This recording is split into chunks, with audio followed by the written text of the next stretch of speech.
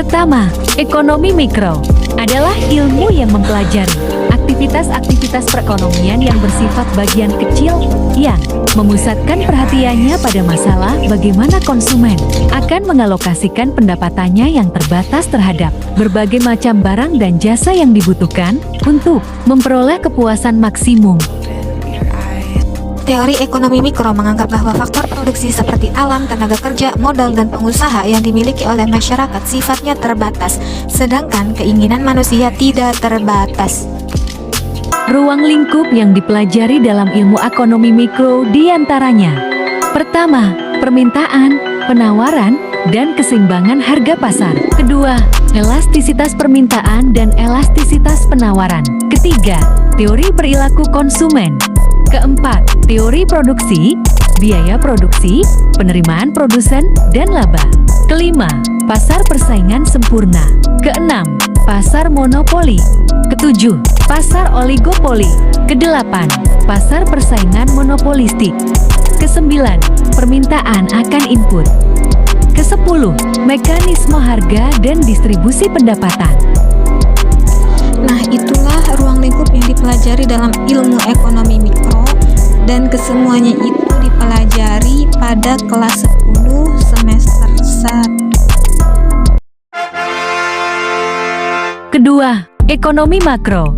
Ekonomi makro merupakan bagian dari ilmu ekonomi yang mempelajari mekanisme bekerjanya perekonomian secara keseluruhan.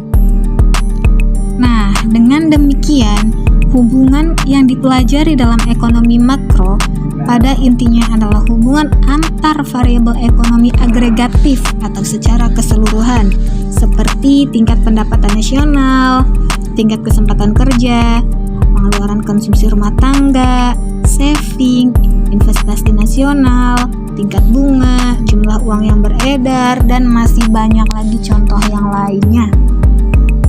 Hubungan di antara variabel-variabel tersebut dapat bersifat kausal, sebab akibat, seperti hubungan antara jumlah uang yang beredar dengan laju inflasi, dan juga bisa bersifat fungsional atau saling memengaruhi, seperti hubungan pendapatan dengan pengeluaran konsumsi dan investasi. Ruang lingkup yang dipelajari dalam ilmu ekonomi makro meliputi: pertama, penghitungan pendapatan nasional. Kedua, keseimbangan pendapatan nasional dalam perekonomian dua sektor. Ketiga, keseimbangan pendapatan nasional dalam perekonomian tiga sektor. Keempat, kebijakan fiskal dan sistem perpajakan.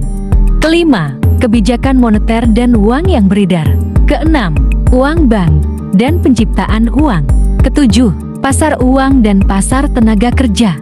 Kedelapan, teori inflasi. Kesembilan, perdagangan luar negeri, nilai valuta asing, dan neraca pembayaran. Kesepuluh, perdagangan luar negeri dan tingkat keseimbangan pendapatan nasional. Kesebelas, pertumbuhan ekonomi dan pembangunan ekonomi.